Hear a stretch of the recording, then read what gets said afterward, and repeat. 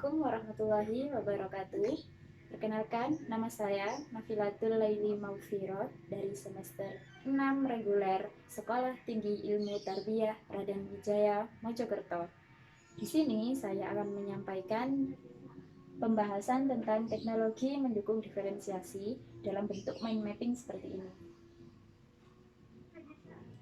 Kemudian, video ini dibuat untuk memenuhi tugas mata kuliah Media dan Teknologi Pembelajaran PAI yang diampu oleh Bapak Muhammad Andi Isya, MPD. Baik teman-teman, sebelum kita masuk pada pembahasan, terlebih dahulu saya akan memberikan sedikit penjelasan tentang teknologi. Nah, sudah menjadi keyakinan masyarakat umum dan juga sudah menjadi keyakinan halayak ramai bahwa peningkatan produktivitas kita sehari-hari itu didukung oleh adanya teknologi. Dan dari teknologi itu sendiri telah merubah struktur masyarakat kita. Dari yang awalnya masyarakat industri menjadi masyarakat informasi. Yang mana salah satu ciri dari masyarakat informasi itu sendiri yaitu masyarakat yang bekerja dengan pengetahuan yang luas. Tanpa disadari pula, teknologi ini sudah merubah gaya hidup kita menjadi e-lifestyle. Yang mana e-lifestyle tersebut yaitu kehidupan yang selalu membutuhkan barang-barang elektronik untuk menunjang kehidupan atau aktivitas sehari-hari seperti penggunaan gadget, penggunaan laptop, komputer, dan lain sebagainya. Nah, itu adalah sekilas tentang teknologi. Baik, langsung saja kita masuk kepada pembahasan. Di sini di tengah-tengah mind mapping sudah tertera judul, yaitu teknologi mendukung dan diferensiasi. Di sini ada 3 kata.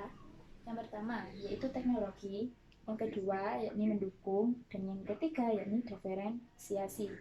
Sebelum kita membahas lebih jauh tentang ini, kita pertama-tama akan menjelaskan atau menjabarkan satu demi satu kata dari judul-judul ini.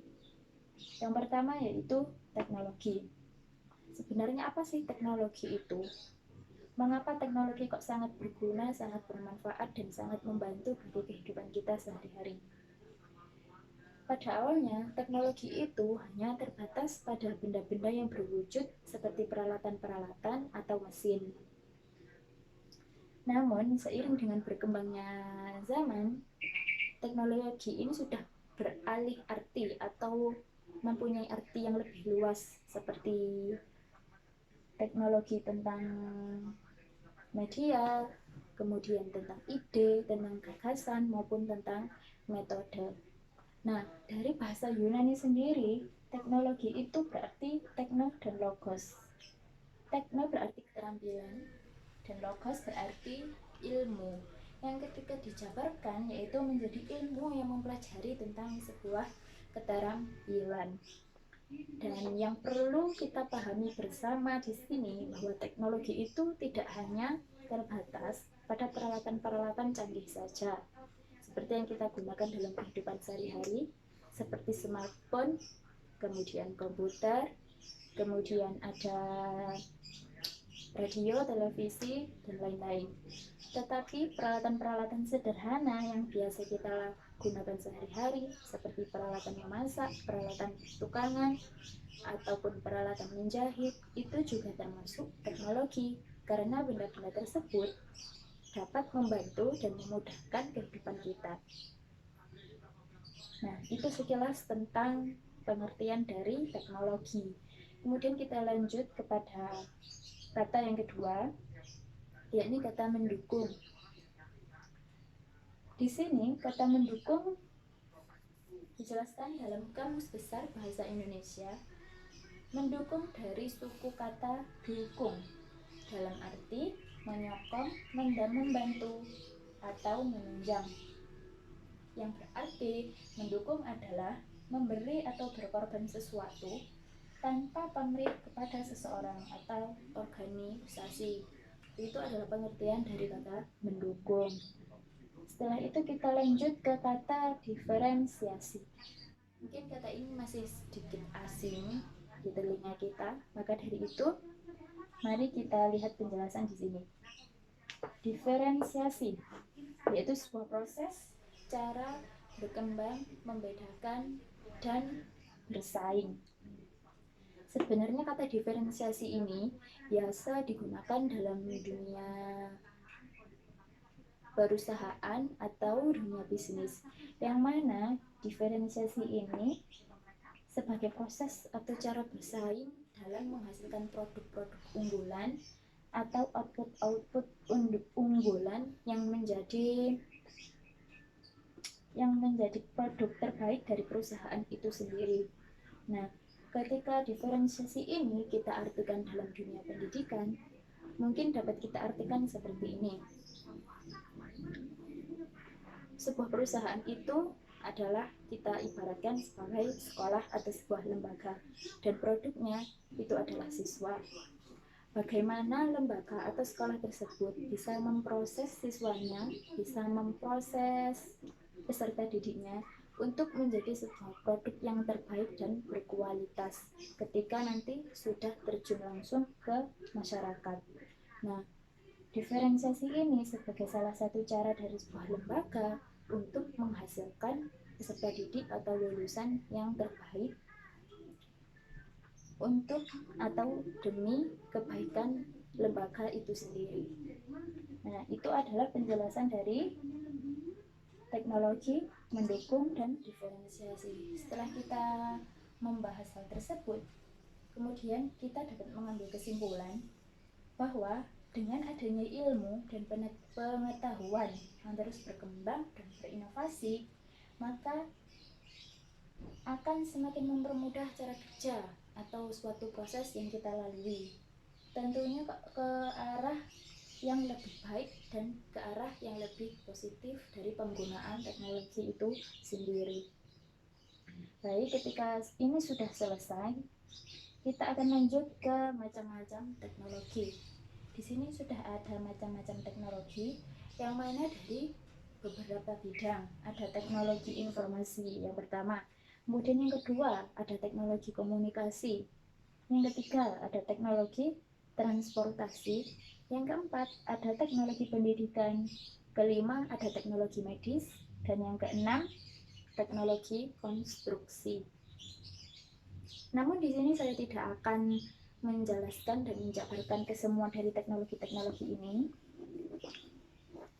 Tetapi di sini saya akan lebih terfokus pada teknologi informasi dan teknologi pendidikan, karena keduanya ini mempunyai keterkaitan satu sama lain dan mempunyai peran yang sangat penting dalam pendidikan.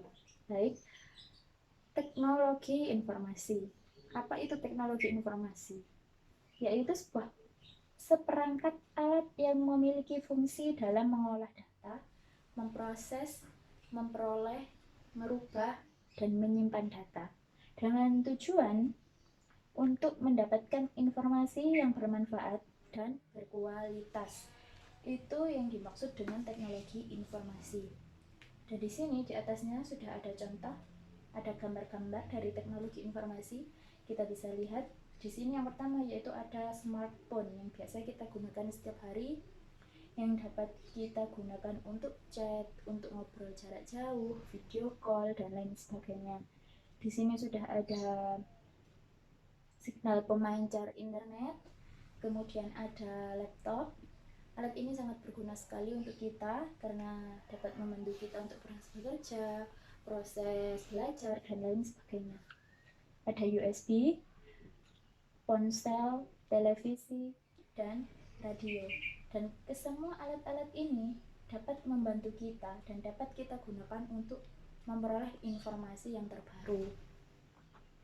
Setelah kita mengetahui contoh-contoh dari teknologi informasi ini, kemudian kita lanjut ke peran teknologi dalam pendidikan.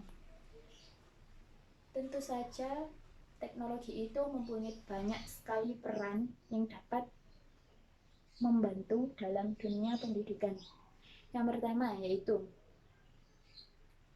Teknologi menjadi sebuah alat atau media baru yang dapat membantu dalam proses pembelajaran. Tentunya mempermudah siswa, mempermudah guru dalam proses pembelajaran. Seperti contoh, ketika kita pembelajaran, ketika ada video-video yang mau ditunjukkan kepada siswa, guru bisa menggunakan LCD proyektor, bisa menggunakan layarnya yang besar, dan bisa ditunjukkan kepada semua siswanya. Itu salah satu kemudahan dari teknologi. Kemudian, peran yang lain yaitu merubah proses atau merubah cara belajar yang lebih baik lagi.